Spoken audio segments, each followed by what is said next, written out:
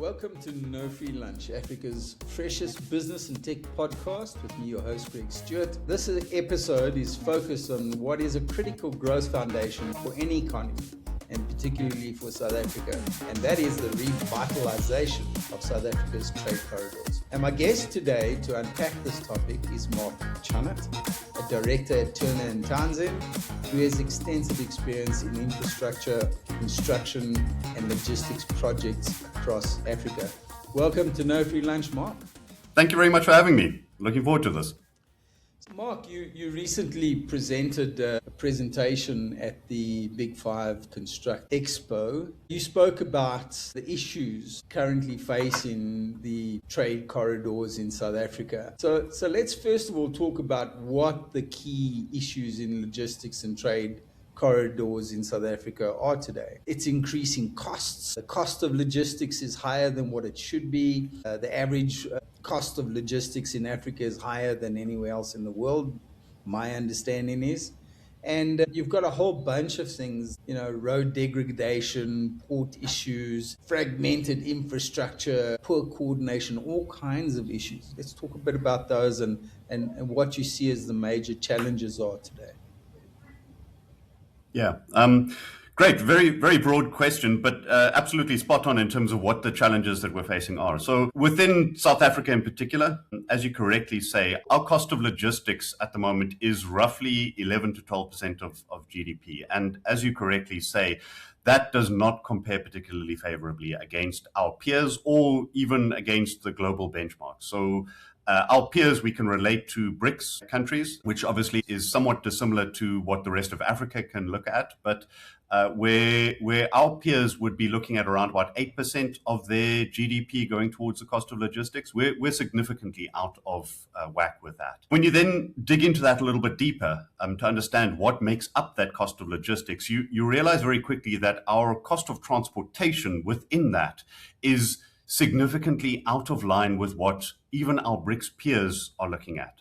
So typically from within the cost of logistics, your cost of transportation, which is your physical movement of the goods, equates for around about 39 to 40% of the cost of logistics is the movement of the goods themselves. We in South Africa, however, have a cost of movement of over 60%, 62%. So a fair amount above what it should actually be costing. And that helps to really direct the focus of where we should be trying and resolve things. Because what this means is that outside of the cost of actually producing the goods that we are trying to export and use as part of our economy here, we're effectively kneecapping ourselves because we're competing in the global market. And our peers are able to do the same goods much cheaper than we are. We're not adding value to the discussion by having increased cost of logistics here. So what we need to look at then is what are the reasons as to why our cost of transportation within the cost of logistics is so high. And that's where the corridor discussion starts coming in. Now, a lot of people think of a corridor as just a physical A to B location type of discussion, and it's really not that. A corridor is a whole series of different elements that work together to create an environment for the goods to move from A to B. And one of those elements is the physical infrastructure. There's also the operating capacity. There's operating environment that we work in. There's all of the equipment and tools that are used. There's an information layer that allows various different elements within that corridor to actually work together. There's the institutional arrangements that give life to this corridor. And then over and above all of that are the rules of the game, what our government sets out in terms of how this corridor can actually work. All of those things work together to then create this corridor. So when we ask about what the major issues within the corridor are, you'll see issues creeping up at all of those different levels at the moment. A lot of focus is being placed on the infrastructure. That's obviously one of the easiest ways in which we can visibly see the challenges. But it's not necessarily the only place that we're seeing these issues. They are at operational level, they are at information level, they are at the institutional level. You need a holistic solution to try and resolve a corridor type of problem. It's so complex, actually. There's so many layers to it. And I don't think most people actually appreciate how many layers there are. And we've seen things like even the information system at the ports in Durban. that was an absolute nightmare a couple of years ago. I believe there has been new systems implemented and so on. But if you consider that even your loading and unloading and things like ships coming into the port not being able to refuel and having to wait extra days and longer days and all of those delays add to the costs. We've seen the impact on so many industries, the automotive industry that I talk to regularly, the mining industry, and then the knock-on effect, the fuel industry, moving fuel by road, moving raw materials, heavy raw materials by road, that is just degrading the infrastructure that we have, that can't be maintained. It's actually impossible to maintain. And then measuring the impact of all those things, trying to set times. I mean, what people don't understand is there are certain time limits. If you don't get your materials to port on time, it can't get exported, or your client overseas cancels the order, etc. Agriculture has been impacted by these things. It's pushed their costs up. It makes them non-competitive in global markets. So there's a multitude of layers. Talk to us a bit about how you actually go about. It is so complex. It's got so many layers. How do you even start? Where's the starting point? How do you start peeling this onion to get to a solution that actually works? Yeah, that's a great question. So in a way, I would go back to where South Africa has come from in so many different ways, where we have faced a lot of challenges, and those challenges have resulted in us creating a lot of very intelligent people dedicated to the task of trying to untangle these webs. And we've seen it in a whole range of different societal and economic issues, amongst many others. And I'm very happy to say that we have a number of different, very, very intelligent people who have spent years and years and years working on these kinds of issues. It is something that we have a pretty good starting base to understand how we should be trying to tackle these. But what we're really trying to talk about when we speak about corridors in general, and I'm using that as the linchpin of the discussion here, because it's about trying to bring together what is a disconnected set of discussions, each trying to address each of their individual problems, their areas of expertise in isolation, and trying to bring it all together into one central place where you understand how holistically you solve these challenges. Because nothing that you do in isolation is actually going to solve a systemic problem. You've mentioned a whole range of different things, everything from your road network, which is affected by the fact that we have a rail network that can't necessarily carry the capacity that is required economically. So your private sector that's busy producing things is going to try and find alternative routes to move their goods. And that places additional strain on the roads. And because there isn't necessarily a system to regulate what is going on within the road space at the moment, not at least cohesively, it means that it ends up bearing the brunt. But that doesn't happen in isolation. You then have port interfaces, exactly as you say. You then have all of the different societal impacts that the additional road traffic brings, the cost on the road network itself, the additional accidents, the environmental impact that comes alongside all of those different things. All of that needs to be brought into a single way of thinking to understand what the business case for building up your rail infrastructure to try and alleviate that capacity constraint that is forcing some of the traffic onto the road actually looks like. And then you also need to understand that that is one leg of that chain. It is then something that you need port capacity to deal with. It is something that you then need marine capacity to deal with.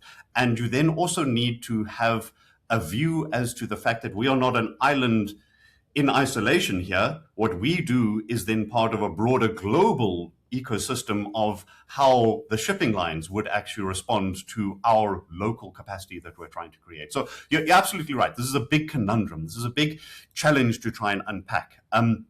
But we have thankfully got a set of, as I said, very intelligent and very dedicated people, particularly within the Department of Transport currently. And we are seeing a lot of work that is going towards creation of, at the moment, I wouldn't call it a bottom up, but it certainly is modally focused for now, with the intention to then at some stage integrate into a more holistic logistics type of solution. But we have modal plans that are starting to come out where the various different subject matter experts in rail, in ports, in air, in road traffic, are putting forward plans as to how we try and address these different challenges that we're seeing within their respective spaces. And eventually what you end up doing is you aggregate that to one overarching logistics plan for South Africa as a whole. And I'm very happy to say that there's been a lot of progress. The National Rail Master Plan that was released for public comment recently is an exceptional document to try and guide the discussion around where we should be going. It's not to say that it is in and of itself a solution to an overarching problem. It is one element of a solution. But it means that we're working towards that, where in many instances, more developed nations haven't actually yet got to that point. So it is quite a commendation, actually, that we have that kind of a process underway at the moment. And it looks at all different elements to this. It looks at the interdependencies between different modes of transport and the economic demands of South Africa and what type of a set of investments we would need to make, both in terms of capacity, but also in terms of infrastructure, to actually be able to plan not just for the issues that we're experiencing today, but the issues of 10, 15, 30 years into the future, because that's actually what you need to be doing right now. Yeah, and I think there's really a requirement for a whole framework to be created, a overarching solution framework. And I'm not sure where that's going to reside or who's going to drive that. But my belief is without that kind of perspective of somebody having to look at the whole picture and going, where do the parts fit in and how do we coordinate and harmonize what's being developed in the ports to what's happening in the rail. I know there's private enterprises now that are bringing new rail services on to Transnet. But the thing is that unless somebody's looking at that and going, how do we maintain the roads in the meantime before those services, come online? Do we need new modes of transport? Do we need, helium balloons carrying cargo up and down from, Joburg to Durban? They have an immense lift power. If we just had a cable suspended, we could send the helium balloons up and down. A joke, but the reality is that you also need some innovation. You also need creative thinking here. Where's that going to come from? Where's the overarching overlooker who's going to coordinate those efforts, and where's the innovation going to come from? So what we're seeing there is a slightly uncomfortable situation in between the private sector and the public sector, because you have, as you say, you have to have somebody who doesn't really have their individual interests that they're trying to look after. They have to have something that is more societal and economic in nature in terms of what it is that's a guiding and driving decision-making basis for everything that they're looking at. But at the same time, we don't necessarily have a single entity that is going to be a uniform decision-maker in this process. It's going to be a whole range of different entities that need to play different roles, and you don't have one dictator type of a role in this whole process. So how do you actually bring that together? How do you make sure that everybody understands what is the general direction that you're going in and what is the best route to get there, so that ideally, even if not everybody is on the same playing field, you generally have consensus in some way, shape or form.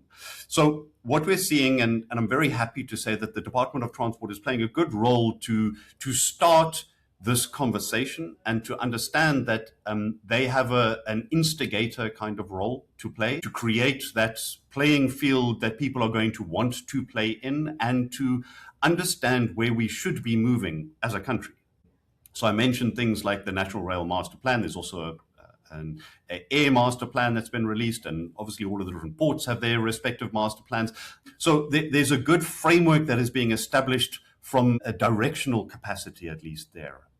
The DOT has also indicated that they plan on setting up a forum to enable discussions between the private sector and the public sector. We've previously had Transnet as a state-owned company who was largely responsible for maintaining and caretaking the infrastructure and operations for rail and ports within the country, and pipeline as well, but that's a slightly side discussion there. And we're now starting to see, as you mentioned, train operating companies starting to come into that. So how do you make sure that a private sector train operating company is actually on the same page when you don't necessarily have directive capacity from the DOT? And that's where we need to actually have a way of engaging effectively. I mentioned the forum that is being set up. That's one avenue for it. We previously had a logistics entity that was designed to represent the private sector and the government bodies that are responsible for logistics. But that, unfortunately, in about 2016, ended up being disbanded. And we haven't really had a single unifying way of bringing together private sector views on where the logistics industry within the country should be going, being an advocacy body for private sector concerns within the logistics space. And so you end up with a little bit of an imbalance at the moment, where you've got government playing a greater role, which they should, make no mistake, but you don't necessarily have a unified voice from the private sector that's able to clearly articulate and play a kind of check and balance role there. And to also then, I suppose, enable the private sector and help them along this journey.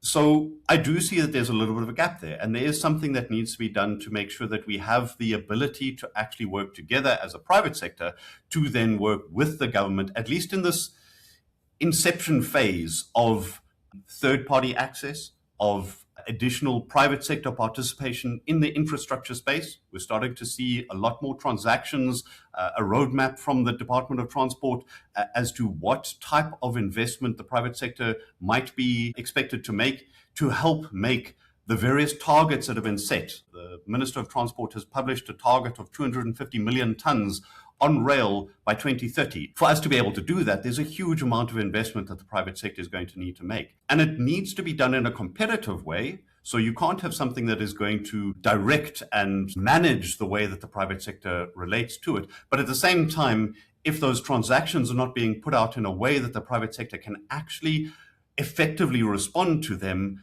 it means that this whole thing is going to be a very difficult proposition to actually drive forward. So there is a role for some kind of an integration body, some kind of a body that is going to help provide a voice to the private sector and work with the government to make sure that whatever the plans are that are being put out are actually going to work together and achieve the economic aims that we're actually looking for here.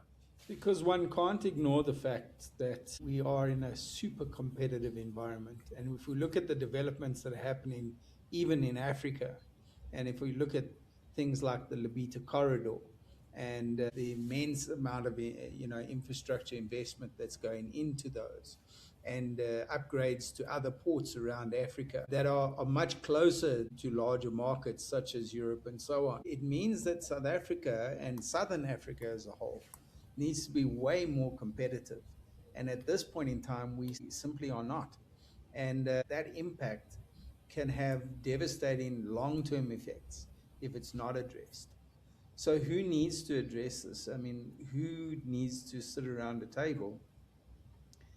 It's clear to me that there needs to be, as you say, a coordination body. And it's remarkable that an industry as big as the logistics industry in this country does not have a body that represents the industry. And perhaps there should be a clear call to say we need to have, if government is starting to address the things that they need to address that they've, let's be honest, neglected in the past, where rail has been neglected, infrastructure has been neglected, but there is now a concerted effort happening. Surely it's time for the industry to say, look, we really need to pull this together if we as an industry are going to actually go ahead, because ultimately the impact's on the economy and that affects everyone. Nobody's going to be saved from the impact. Everyone's going to feel that impact. And we've already seen a reduction in exports and mining, and all these mining developments have been stopped, etc. We don't want to see further degradation of the economy, and maybe that call needs to go out to the industry loud and clear. And I think that's part of what you were stating in the presentation. And the other thing that I find has to be made clear is that there's great opportunity. It's not just about the risk. It's also about the opportunity that it presents if we can get this right, if the logistics industry can get their act together as a whole and government work with the industry and produce something that's remarkable, the opportunity is pretty vast. We're a big economy, and we could certainly do with some good news for a change. Absolutely, and I completely agree with that. I must say that there has been a very positive approach to collaboration between government and the private sector of late. I'll mention the fact that what initiated during the COVID vaccine rollout process, where Business Unity South Africa was formed and the government business partnership was born. That initiated as a response to the crisis at the time and a way of coordinating the vaccine rollout, amongst other things. And the successes that demonstrated in the relationship that was created there then led to the same model being applied to trying to tackle a couple of different national challenges, particularly around energy, around crime and corruption, and around transport and logistics. So coming from that, the National Logistics Crisis Committee was one of the legs that was set up. And that is a body that is a government-driven body. It was part of Operation Vulindlela's set-up mandate there. And it's proven to be very successful to try and address some of the immediate crisis challenges that have faced the logistics industry. It's overseen a response to what was a pretty precipitous drop-off in rail volumes from 2017, 2018, when Transnet managed to move around about 226 million tons on rail, to what happened at the start of the National Logistics Crisis Committee, where about mid-year through the 23-24 financial year, Transnet was looking at moving around about 142 million tons. So that's almost 40% reduction in rail volume capacity at that point. And that's really the genesis of the NLCC, which was to try and work between the private sector and government, all entities within government, not just Transnet, to try and address that. And we've seen a turnaround. We've seen stabilization from what was previously a regular drop-off on an annual basis. It's now recovered. It isn't back to where it was previously, but it certainly is on an upward trend at the moment. So we can say that maybe the crisis that caused that institution to be set up is starting to pass. But what we now need to move to is something that's a bit more sustainable, something that's going to be a longer term approach to this, rather than it being something that's set up with very specific challenges to be addressed. It's now something that needs to be an evolution of that is going to be able to bring together what is still a very, very compelling argument for economic growth and have a new way of actually facilitating the discussions that need to happen. We don't yet have all of the answers for it, but I'm very happy to say that the basis for it is starting to be set up. The CSIR, as an example, has taken on and started a project called the Logistics Observatory, which is a way of trying to collect information from across the industry to try and make it visible, to try and enable decision making. That's the kind of thing that's really going to be incredibly useful for any kind of a forum that does get set up, to make sure that, as we said a little bit earlier, the type of decisions and the type of ways in which the industry is being guided is being done at an economic basis. The primary decision making is for South Africa as a whole, rather than for any one mode of transport, for any one specific institution or anything like that. And if we don't have that, what you're just going to see is you're going to end up with consolidation down the line. We're going to move from one monopoly to another, just in a different guise.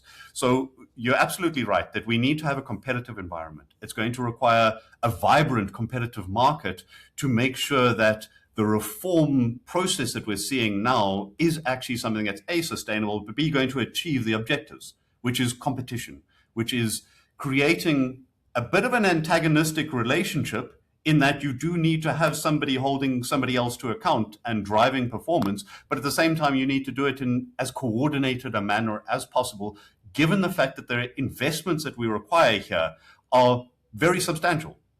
You don't have a huge number of players who are actually going to be able to come up with the capital that is going to be required, but also just the pure human effort that is required. And the fact that you need to have a lot of individuals who have the inherent knowledge to be able to drive the types of processes that are going to be needed here. Setting up rail companies is not something that we've really done locally, not in a hang of a long time. So we don't have that kind of capacity locally, and we're going to have to build it.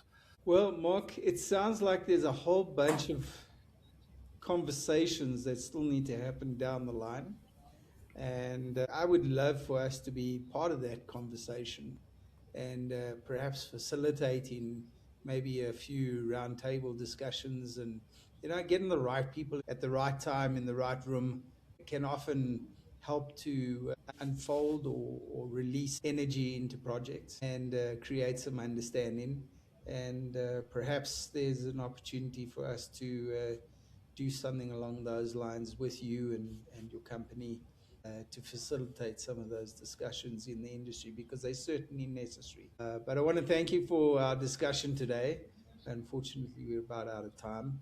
And I look forward to having future discussions with you about this really important topic for the country. Wonderful, and thank you very much. I look forward to that. If I can leave you with just a parting comment, it's to say that government has taken the first real concrete step towards what is a reformed industry. It's a risk-taking step from their side of things. And I think that the response from the private sector, as you say, to come together, to work together, to support that is going to be the unlock that we need for all of the different opportunities down the line. And they are massive opportunities. So I'm very excited and looking forward to this. Excellent. Marc Chunnett, thank you for coming and joining me on No Free Lunch. Thank you very much.